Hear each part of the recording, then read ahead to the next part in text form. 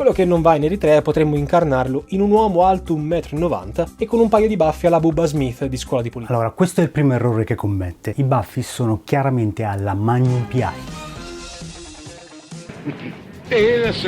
Mi chiamo Jonas Michael, sono nato ad Asmara in Eritrea, ma mi sono trasferito in Italia nel 90. Circa 8 anni fa ho cominciato ad interessarmi alla mia terra d'origine. Da allora l'ho studiata, l'ho analizzata, ci ho viaggiato e ci ho vissuto stabilmente. La conclusione a cui sono arrivato è che l'Eritrea è il futuro dell'Africa. Racconto e commento la storia e l'attualità di una giovane nazione tanto resiliente quanto mistificata. Wakanda non esiste, l'Eritrea sì.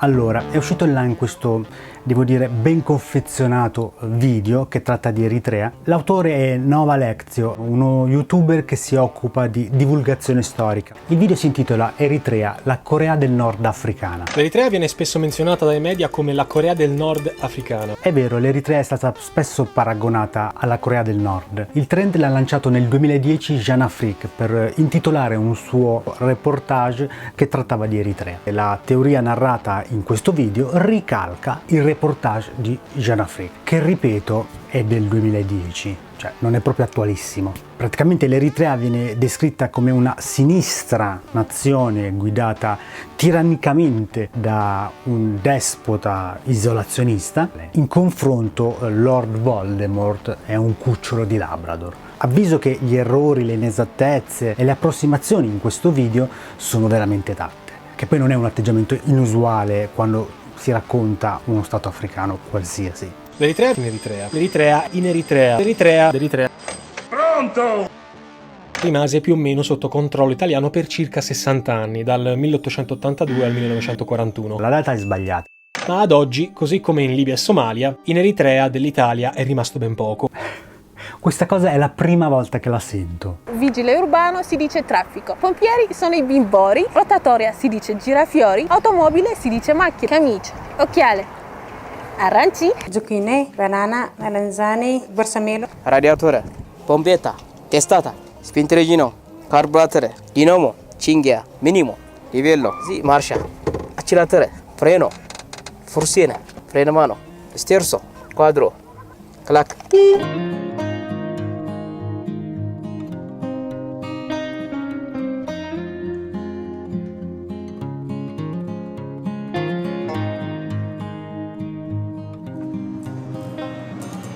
Jonas, sono contentissimo di essere qua. Bellissima, è un'emozione forte. Sembra Italia anni 50, In modo aggressivo. E la stessa Fiat inaugurò un proprio stabilimento nel 1938 nella capitale. No, questa è una bellissima stazione di benzina che tra l'altro è vicino a casa mia. Questa stazione di servizio è uno degli esempi più importanti al mondo di architettura razionalista. La diversità etnica è sempre stata una caratteristica tipica dell'Eritrea. In che senso? Il numero di abitanti poi è una cosa molto incerta. Dai, ma come si fa a credere che non contiamo i bambini che nascono? Cioè, quanto pregiudizio bisogna avere per accettare una narrazione del genere? Amico mio, se tu all'oracolo ci fai le domande in italiano, effettivamente ti suggerisce il documento coloniale che è del 31. La domanda gliela fai nella lingua veicolare comune, ti esce fuori il dato dell'ONU aggiornato al 2017. E se ti prendi pure la briga di aprire il documento, ti accorgerai che è aggiornato addirittura al 2020. Ho mai provato queste supposte, senza complimenti. E alla fine gli inglesi, stufi di trovare una soluzione al futuro dell'Eritrea, affidarono in toto la questione all'ONU. Come si fa a dire che la povera Inghilterra era stufa di occuparsi del futuro dell'Eritrea? L'Inghilterra era un impero a tutti gli effetti, mica una onlus qualunque. E in quanto impero pensava ai suoi interessi. Un rappresentante eritreo che è considerato uno dei padri fondatori dell'Eritrea ha parlato davanti all'Assemblea Generale dell'ONU dicendo che gli eritrei non avrebbero mai più sopportato nessun tipo di colonialismo sotto nessuna forma e che in tal caso avrebbero combattuto. Ed è quello che poi è successo. L'ONU, con la risoluzione 390A, decise di federare l'Eritrea con l'Etiopia, pur lasciandole un certo grado di autonomia. La federazione Etiopia-Eritrea fu, però, uno squilibrio al quale l'ONU non aveva pensato. Piccolezze! Perché l'ONU prende questa decisione riguardo all'Eritrea? Lo ha spiegato pubblicamente e chiaramente proprio in quegli anni John Foster Dulles, che non è proprio uno qualsiasi, che all'Assemblea Generale dell'ONU disse: dal punto di vista della giustizia l'opinione del popolo eritreo deve essere preso in considerazione. Tuttavia l'interesse strategico degli Stati Uniti per il bacino del Mar Rosso e le considerazioni sulla sicurezza e la pace nel mondo rendono necessario che il paese, l'Eritrea, debba essere collegato al nostro alleato Etiopia. Negli anni 50 l'intelligence statunitense stabilì ad Asmara, ormai federata all'Etiopia, una delle basi di telecomunicazioni più importanti fuori dal territorio americano. Kagnu Station, an American military outpost in the northern city of Asmara. Questa è la ragione per la quale gli Stati Uniti vollero che l'Eritrea si unisse all'Etiopia, che era un alleato di Washington. 300.000 coscritti che fanno parte dell'esercito nazionale eritreo, il quarto più corposo in tutta quanta l'Africa in termini numerici. L'Eritrea ha un esercito popolare, tutti sanno combattere, chiunque invada l'Eritrea troverà del filo da torcere. Questo modo di immaginare l'esercito è eredità dei 30 anni di lotta. Il servizio militare è il modo che si ha per trasferire alle nuove generazioni i frutti di quell'esperienza.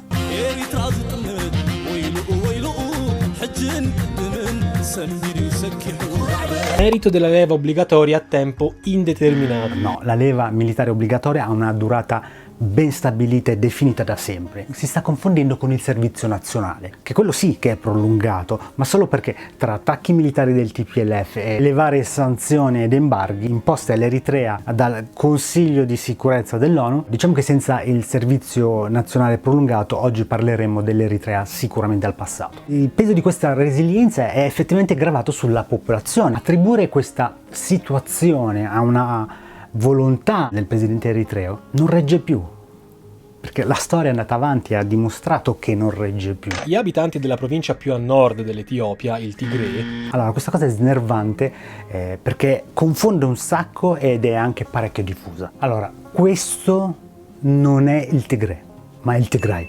I Tigray sono un'etnia eritrea. Il Tigray è una regione etiope. Dando un'occhiata ai confini dell'Eritrea si capisce però una cosa: separarne la storia da quella etiope è impossibile. Ma mi faccia il piacere se ne vada! Sicuramente come tutti i vicini abbiamo una storia comune, però dire che è impossibile separare la storia, sinceramente mi viene da pensare che è più un limite suo. Servì l'intervento dell'ONU e una serie di colloqui di pace ad Algeri nel 2000 per attuare un cessate il fuoco, per confermare che la guerra era stata scatenata da soldati eritrei e stabilire che Badme, nonostante tutto quanto il casino, era comunque parte dell'Eritrea. Tutta la fama che l'Eritrea si è fatta come paese degli orrori, un'immagine forzatamente attribuita all'Eritrea, nasce dagli eventi del 98. Se uno guarda gli eventi sapendo e accettando il fatto che Badme era comunque parte dell'Eritrea, come fa a tirar su tutto sto costello sull'Eritrea, sul presidente Isaias e tutto quanto? Come fa a stare in piedi?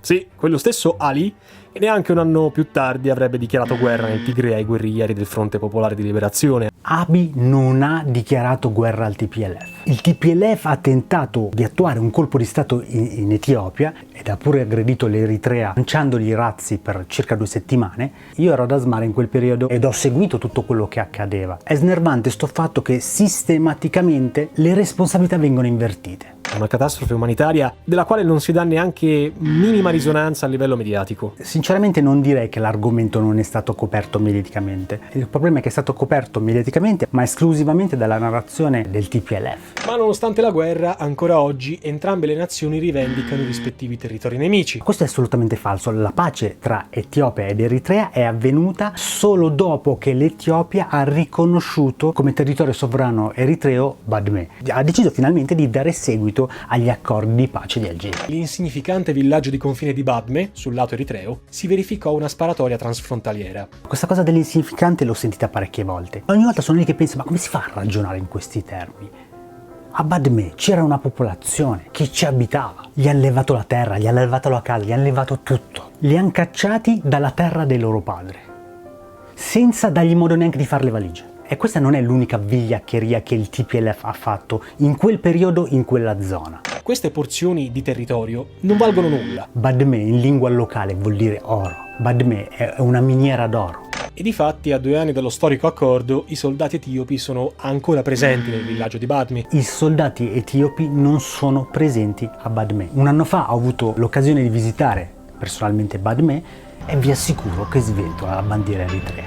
Non è che Isaias abbia mai avuto buone relazioni con le altre nazioni vicine. Nel 2008 ha litigato con Gibuti per il controllo dell'isola di Dumeira sul confine meridionale e con la Somalia ha avuto un rapporto poco chiaro, essendo stata accusata dall'ONU di aver inviato fondi e supporto logistico ai combattenti estremisti di Al-Shabaab. Peccato che è lo stesso ONU che in un suo documento ammette che le prove a carico di quell'accusa non sono mai esistite. Allora, Gibuti. Il presidente Isaias riceve una chiamata dalla sua controparte del Qatar, che gli chiede: è vero che stai mobilitando l'esercito per attaccare il Gibuti? Il presidente Isaias dice assolutamente no, manda una comunicazione alla sua controparte del Gibuti per invitarlo a un incontro ufficiale per discuterne. Non ottiene risposta, è ancora lì che aspetta. Però l'11 giugno del 2008 membri dell'esercito del Gibuti attaccano truppe eritree al confine, alla frontiera. Ci fu un breve combattimento e il Gibuti dichiarò che era stata aggredita dall'Eritrea. Gli Stati Uniti emisero una comunicazione che condannava l'aggressione e le Nazioni Unite proposero l'invio di una missione di osservatori. Torniamo però indietro di un paio di anni. In una comunicazione intercettata da Wikileaks, Donald Yamamoto, l'allora ambasciatore americano in Etiopia, invia informazioni al suo governo. Praticamente dice che l'allora premier etiope Meles Zenawi, considerato l'uomo forte del TPLF, chiedeva agli americani e alla comunità internazionale di fare un'aperta critica all'Eritrea che la descrivesse come stato canaglia intenta a destabilizzare la regione e sponsorizzare il terrorismo. L'ambasciatore Donald Yamamoto, che essendo stato ambasciatore in Eritrea, in Gibuti e in quel momento operava dall'Etiopia, mi era un po' l'esperto sabotatore specializzato in Corno d'Africa. Yamamoto fa notare che per l'Etiopia, che è priva di uno sbocco sul mare, perdere l'accesso al porto di Gibuti è una delle sue linee rosse. Nel 2007 il TPLF e gli americani complottavano per far sì che l'Eritrea fosse etichettata come uno stato canaglia, destabilizzante per la regione e sponsor del terrorismo. In questo preciso momento l'Etiopia occupava impunita un territorio che era già stato riconosciuto internazionalmente come territorio sovrano eritreo, mentre gli americani stavano ancora una volta sperimentando la tecnica di creare un problema per poi proporsi di risolverlo. Circa 2 anni dopo questa conversazione intercettata da Wikileaks, il Consiglio di sicurezza dell'ONU accusa l'Eritrea di armare e aiutare Al-Shabaab, un'organizzazione fondamentalista somala. Nel 2011 le sanzioni verranno rinforzate in perfetto stile USA. The United States is pleased with the adoption today of resolution imposing additional sanctions on Eritrea. We're partnering with groups that help women and children escape from the grip of their abusers. We're helping other countries step up their own efforts and we're seeing results. Non emergeranno mai prove, ma solo il 14 novembre 2018, in seguito alla pace fra Eritrea ed Etiopia, il Consiglio di sicurezza delle Nazioni Unite si trova nelle condizioni di dover togliere le sanzioni all'Eritrea. Una volta che cade il TPLF dal governo etiope, mi viene un po' a mancare il testimone chiave, no? Quindi sono costretti a toglierlo.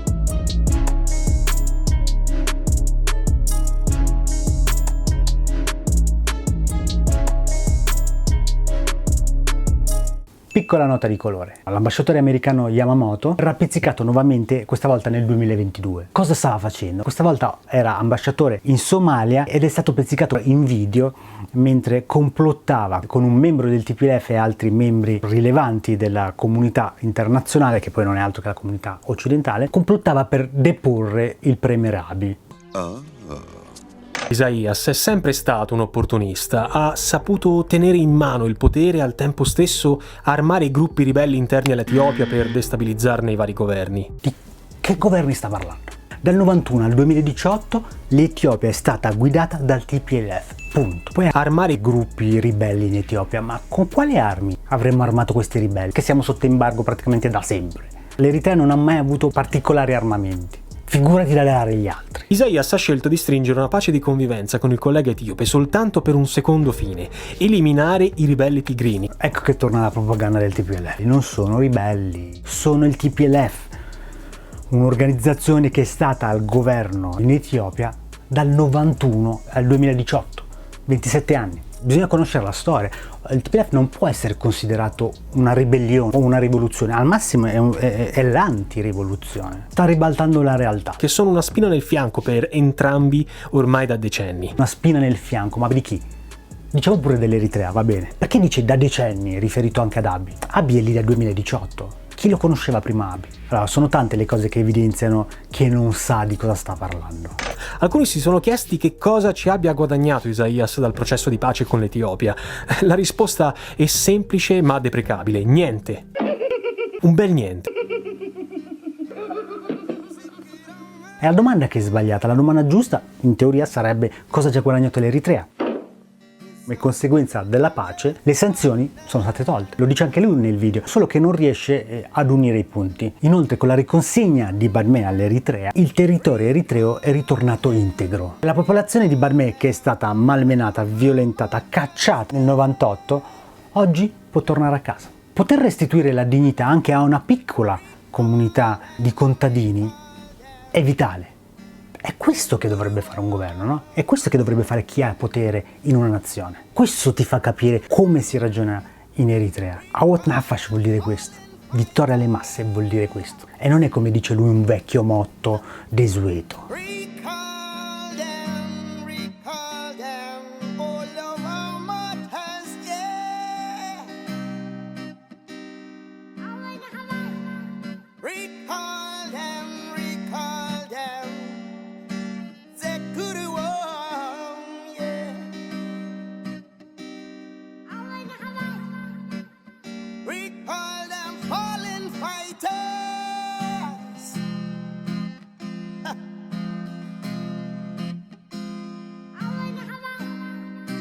Fighting for freedom, fighting for your future, yeah. Fighting for a better day, a brighter day.